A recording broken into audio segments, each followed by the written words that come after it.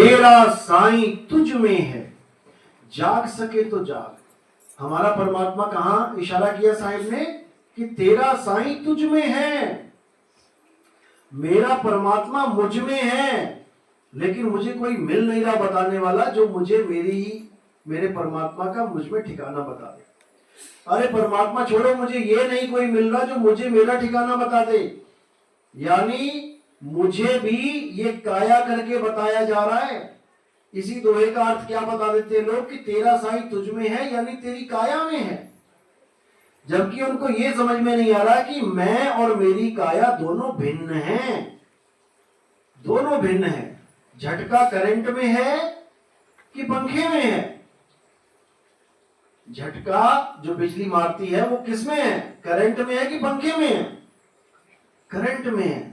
लेकिन कोई कहने लगे कि पंखे में झटका लगेगा तो नहीं लगेगा, जब तक तार नहीं जुड़ी है जब तक नहीं लगेगा। कभी कभी पंखे में भी करंट आ जाता है तार के कारण, बिजली चली जाए पंखे में कोई करंट नहीं है। तो इसी प्रकार जो हमारा शरीर चेतन दिखाई दे रहा है, हिल रहा है, खा रहा है, पी रहा है, केवल उस करंट की वजह से, इसीलिए खा रहा है, पी रहा है, चल रहा है। अगर वो करंट ना हो, अगर आत्मा इसका साथ छोड़ दे तो ये पत्ते की तरह गिर पड़ेगा। इसकी कोई औकात नहीं है कि ये चल पड़े, खाए, पिए, कुछ नहीं कर सकता।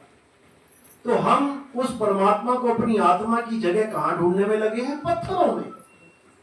मंदिरों में जो पत्थर लगे हुए हैं हम उसको भगवान मान बैठे हैं।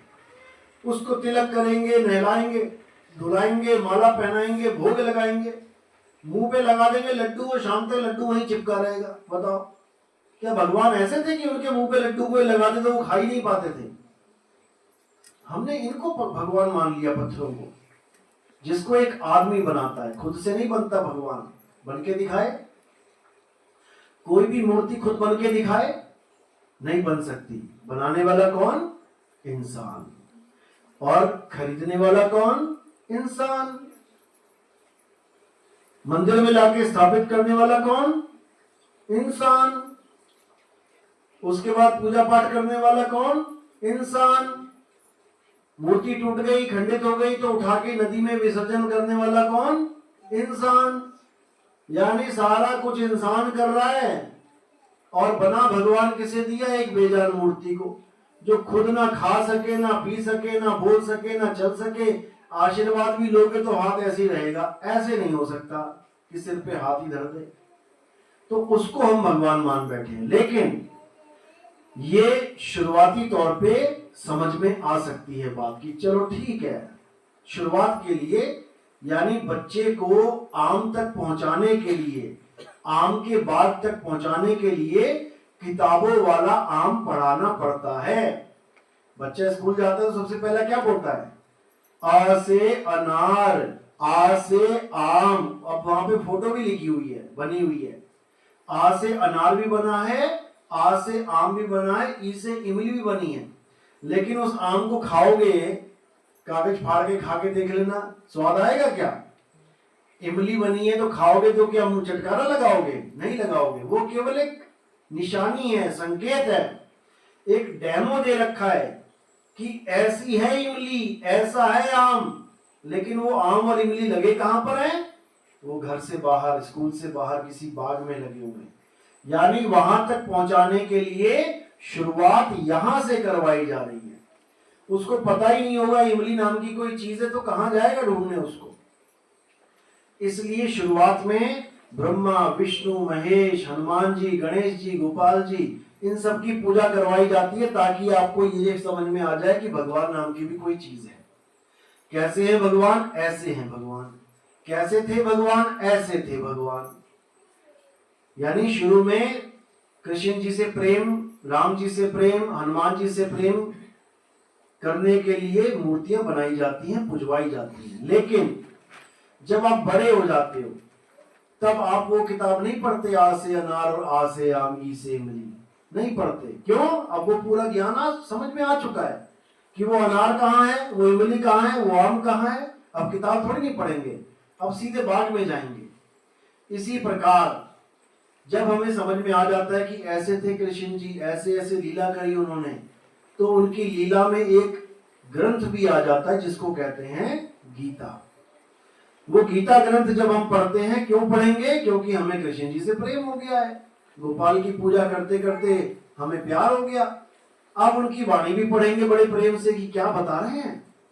तब वहां क्या लिखा होगा कि हे अर्जुन, तू और मैं शरीर नहीं है, हम और तुम शरीर नहीं है, ना ही हम इस शरीर के अंग हैं। ये आंख, कान, नाक, मुंह, गाल, बाल, खाल, ये सब हम नहीं है, ये तो अंग हैं काया के। हम क्या हैं? हे अर्जुन, हम अजन्मे आत्मा हैं। हमारा कभी जन्म होता ही नहीं, हमारी कभी मृत्यु होती ही नहीं। हम बार बार इस नई काया को धारण करके जन्मते और मरते कहलाते हैं, लेकिन जन्मते मरते नहीं है हम। यानी हम बार बार शरीर धारण कर रहे हैं, शरीर का जन्म हो रहा है, शरीर की मृत्यु, शरीर का जन्म, शरीर की मृत्यु। लेकिन जो इसको धारण कर रहा है उसकी ना तो कभी मृत्यु होती है, ना ही उसका कभी जन्म होता है। हे अर्जुन, वही आत्मा है, उसी आत्मा में परमात्मा का वास है, उसी आत्मा में ढूंढना है, काया में नहीं ढूंढना है। तो कहते हैं पहले अपनी आत्मा को लखो, उसमें मंथन करो, आत्मा के ज्ञान में रमण करो, तब जाकर तुम्हें परमात्मा मिलेगा। यानी वो परम अवस्था मिलेगी जिसके बाद तुम जीव अवस्था में नहीं आओगे, उसके बाद जन्म मरण खत्म हो जाएगा। तो इसी को बोला, आत्म चीन है परमात्म चीन है, संत कहावै सोए, और यह भेद काया से न्यारा, बूझे बिरला कोई। ये काया से बाहर का ज्ञान है, ये काया के अंदर का ज्ञान नहीं है। काया के अंदर के ज्ञान में जितने भी ऋषि मुनि, जपी तपी सन्यासी, ये सब इसी में बैठे रहे, इसी में ध्यान धरते रहे, इसी काया में परमात्मा को खोजते रहे, लेकिन जन्म बर्बाद करके चले गए, कुछ नहीं मिला। क्या मिला? वो मिला जो इस काया में विराजमान है। कौन है इस काया के अंदर? संतों तन खोजा मन पाया। इस काया के अंदर एक ताकत है जिसको मन कहते हैं। जो भी इस काया के अंदर गया भक्ति करने, भजन करने, ध्यान लगाने, उसको ये मन ही मिल गया। और ये मन कौन है? इसी का नाम है अलख निरंजन। यही है काल भगवान। सारी सृष्टि को बनाने वाला कैसे बनाता है? ये कैसे बनाई ये सृष्टि इसने? सूरज चांद सितारे कैसे बनाए इसने, पता है?